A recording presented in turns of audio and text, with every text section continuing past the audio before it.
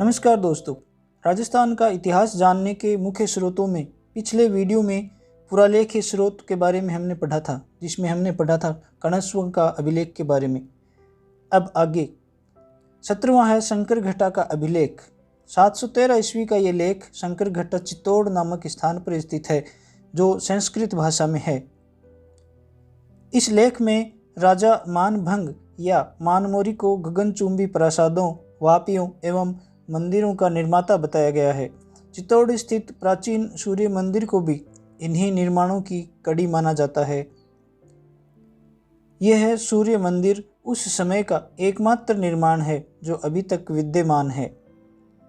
राजा मानमोरी का उल्लेख colonel James Tod ने भी अपने यात्रा वृत्तांतों में किया है। मानसरोवर झील जो चित्तौड़ में है के तट पर एक स्तंभ पर उत्कीर्ण इस लेख में अमृत मंथन का उल्लेख है। यह चित्तौड़ की प्राचीन स्थिति तथा मौर्य वंश पर प्रकाश डालता है। यह अभिलेख कर्नल टोड द्वारा इंग्लैंड ले जाते समय समुद्र में फेंक दिया गया था। अगला है मंडोर का शिलालेख। 861 ईस्वी का ये लेख मंडोर जोधपुर स्थित विष्णु मंदिर में उत्कीर्ण है। लेख संस्कृत भाषा में है। यह लेख मंडोर के प्रतिहार वंशीय शासकों के संबंध में जानकारी प्रदान करता है। अगला है घटियाला का शिलालेख। 861 ईस्वी का ये लेख संस्कृत भाषा में है। यह लेख जोधपुर से 22 मील दूर घटियाला नामक स्थान पर स्थित एक स्तंभ के दोनों पार्श्वों पर उत्कीर्ण है। प्रथम लेख विनायक एवं द्वितीय लेख सिद्धम से प्रारंभ किया गया है।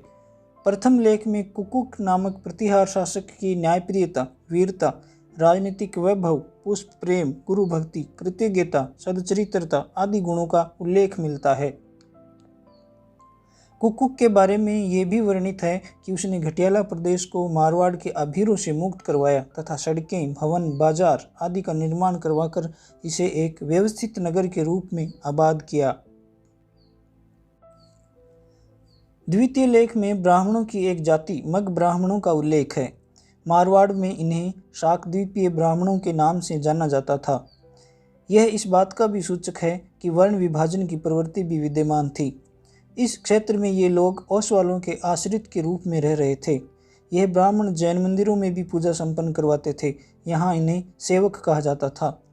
ये लेख मग द्वारा लिखे गए थे तथा स्वर्णकार कृष्णेश्वर द्वारा उत्कीर्ण किए गए थे। यह लेख तत्कालीन प्रतिहार वंश की राजनीतिक, सामाजिक एवं धार्मिक नीतियों के बारे में जानकारी प्राप्त करने के महत्वपूर्ण स्रोत हैं।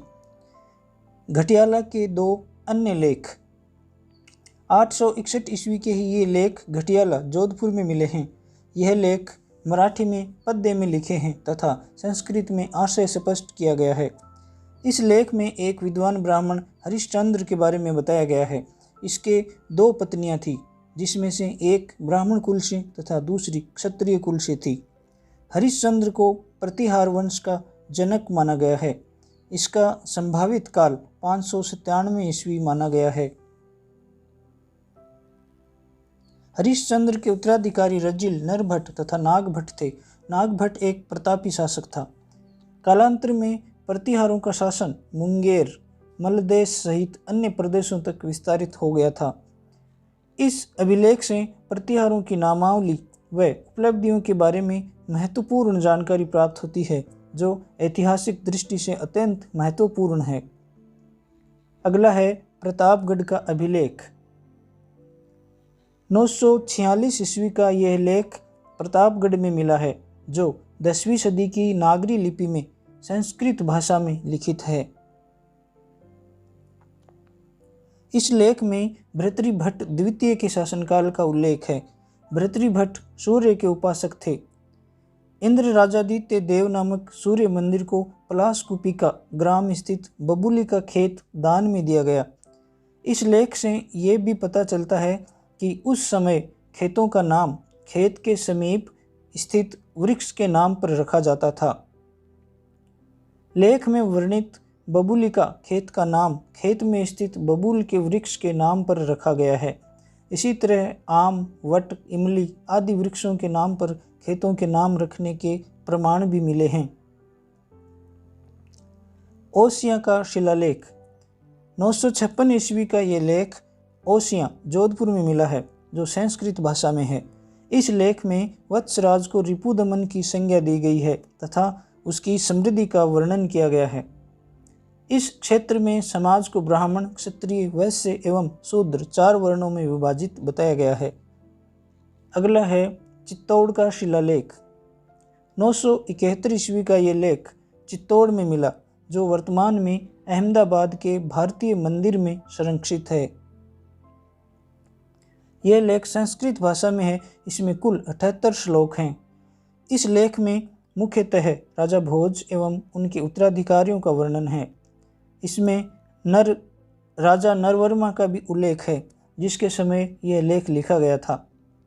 नरवर्मा के समय में चित्तौड़ में वीर, रासल, धंधक, पद्द, मानदेव आदि घरकट एवं खंडेलवाल जाति के श्रेष्ठियों के सहयोग से महावीर जिनालय का निर्माण होने का वर्णन है।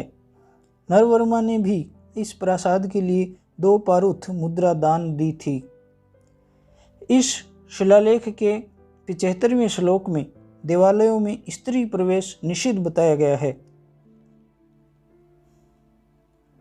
इस प्रकार के कई अन्य निषेधात्मक नियम इस बात के सूचक हैं कि उस समय धार्मिक स्तर नीचे गिरने लगा था। संभवतया दुराचार की कई पद्धतियां भी प्रचलन में आ चुकी थी। यह लेख तत्कालीन चित्तौड़ की समृद्धि का वर्णन करने के साथ ही परमार शासकों की उपलब्धियां भी बताता है।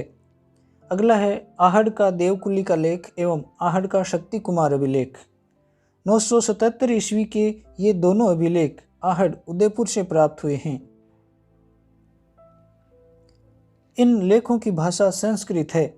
इन लेखों में मेवाड़ के 3 राजाओं अल्लट, नरवाहन तथा शक्ति कुमार का उल्लेख मिलता है। इन तीनों राजाओं के दरबार में अक्षपटलाधीश नियुक्त थे। अल्लट के अक्षपटलाधीश का नाम मयूर तथा शक्ति कुमार के अक्षपटलाधीश का नाम मत्तट लिखा गया है। आहड़ के देवकुली का अभिलेख में अल्लट की वीरता का वर्णन है। उसने कन्नौज के शासक देवपाल को युद्ध में हराया था। यह लेख तत्कालीन मेवाड़ की सैन्य व्यवस्था के बारे में महत्वपूर्ण जानकारियां देता है। शक्ति कुमार के लेख को कर्नल जेम्स टोड अपने साथ इंग्लैंड ले गए थे। उन्होंने अपनी पुस्तक में इस लेख की विषय वस्तु का वर्णन किया है। इस लेख के अनुसार शक्ति कुमार आहड़ का शासक था।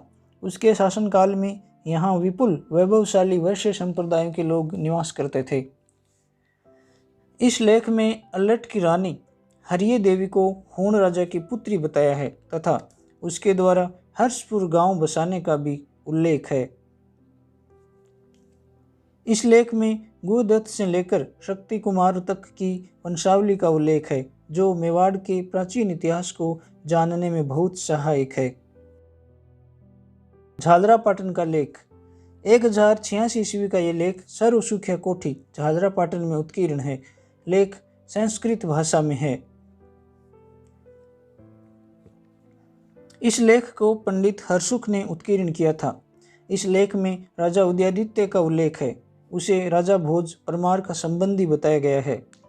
इस लेख में जनक नामक तेली द्वारा एक मंदिर एवं वापी का निर्माण करवाया जाना भी वर्णित है। दुर्गराज का लेख। लेख विक्रम संवत 982-925 ईस्वी का है। इसमें पुष्कर के तीर्थराज का वर्णन है। अगला है प्रतापगढ़ का लेख। लेख 946 ईस्वी का है। इससे तत्कालीन कृषि समाज की स्थिति पर प्रकाश पड़ता है। अगला है सांडेश्वर अभिलेख। यह लेख 953 ईस्वी का है। इससे वराह मंदिर की व्यवस्था, स्थानीय व्यापार, कर, शासकीय पदाधिकारियों पर प्रकाश पड़ता है। अगला है चाकसू की प्रशस्ति। चाकसू यानी जयपुर में 1813 ईस्वी के इस लेख में यहाँ पर गुहिल वंशीय राजाओं की वंशावली दी गई है। नाथ प्रशस्ति। 971 ईस्वी का ये लेख एकलिंग जी के मंदिर के पास लकुलिस मंदिर से प्राप्त हुआ है। इसमें नागदा नगर एवं बापा, गुहिल तथा नरवाहन राजाओं का वर्णन है।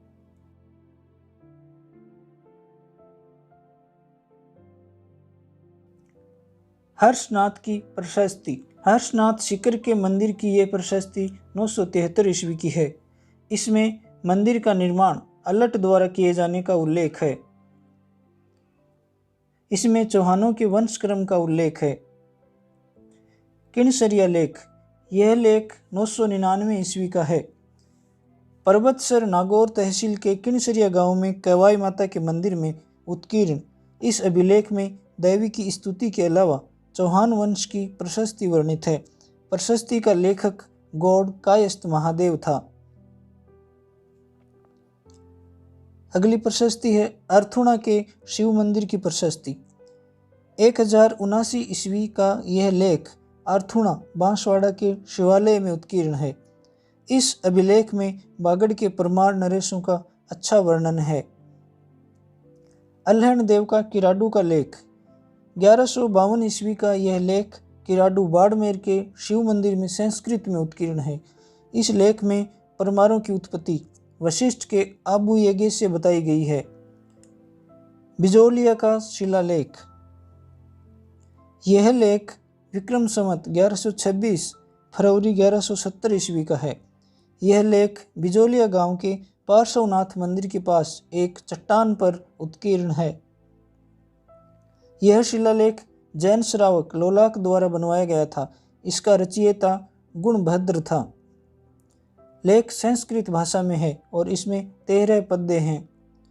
इसमें मंदिर के निर्माण की जानकारी के साथ साथ सांबर और अजमेर के चौहान वंश के शासकों की उपलब्धियों का भी उल्लेख किया गया है।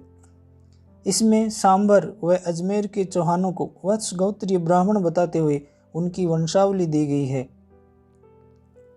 इस लेख से हमें 12वीं सदी के राजस्थान के जनजीवन, धार्मिक व्यवस्था तथा राजनीतिक स्थिति की जानकारी मिलती है।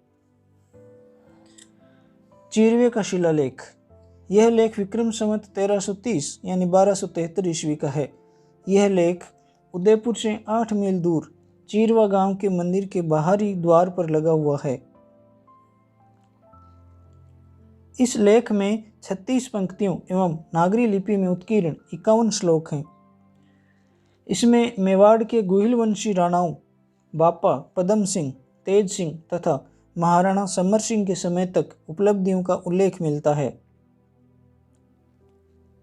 इस लेख से तत्कालीन ग्राम्य व्यवस्था, सती प्रथा, सामाजिक एवं धार्मिक जीवन पर भी प्रकाश पड़ता है। डॉक्टर गोपीनाथ शर्मा के मतानुसार इस लेख का 13वीं शताब्दी की राजनीतिक, आर्थिक, सामाजिक और धार्मिक स्थिति के अध्ययन में बड़ा उपयोग है। रसिया की छतरी का शिलालेख। यह लेख 1274 ईस्वी का है। इसमें बापा से नरवर्मा तक के गुहिल वंशी मेवाड़ शासकों की उपलब्धियों का वर्णन है। इस शिलालेख से 13वीं सदी के राजस्थान के जनजीवन पर अच्छा प्रकाश पड़ता है। चित्तौड़ के पार्श्वनाथ मंदिर का लेख। यह लेख 1278 ईस्वी का है। यह लेख उस समय के गुहिल शासकों की धार्मिक सहिष्णुता नीति को बताता है। इसमें शैव मतावलंबी होते हुए भी राज परिवार द्वारा जैन मंदिर के निर्माण हेतु अनुदान देने का वर्णन है। डॉक्टर गोपीनाथ शर्मा का कथन है कि उस समय की शासन व्यवस्था, धर्म व्यवस्था तथा धर्म सहिष्णुता के अध्ययन के लिए यह शिलालेख बड़ा उपयोगी है। आबू का शिलालेख। यह लेख 1285 ईस्वी का है। इस लेख में बापा से लेकर समर सिंह तक के मेवाड़ के शासकों का वर्णन है। यह लेख आबू प्रांत की वनस्पति तथा वहाँ के लोगों के धार्मिक जीवन पर अच्छा प्रकाश डालता है। अगला है सुंदा अभिलेख। जयमंगल सूरी द्वारा लिखित वो विक्रम संवत 1319 में जालौर के चौहान शासक चाचिक देव द्वारा उत्कीर्ण सोनगरा चौहानों की प्रशस्ति, जो जालौर जिले में स्थित सुंदा यानी सुंडा पहाड़ियों पर बने चामुंडा मंदिर में है। यह अभिलेख सोनगरा चौहानों के संस्थापक कीर्तिपाल व उसके उत्तराधिकारियों के बारे में विश्वस्त विवरण प्रदान करता है। इसे चौहानों की प्रयाग प्रशस्ति भी कहा जाता है। इस वीडियो में बस इतना ही। आगे की जानकारी अगले वीडियो में। धन्यवाद।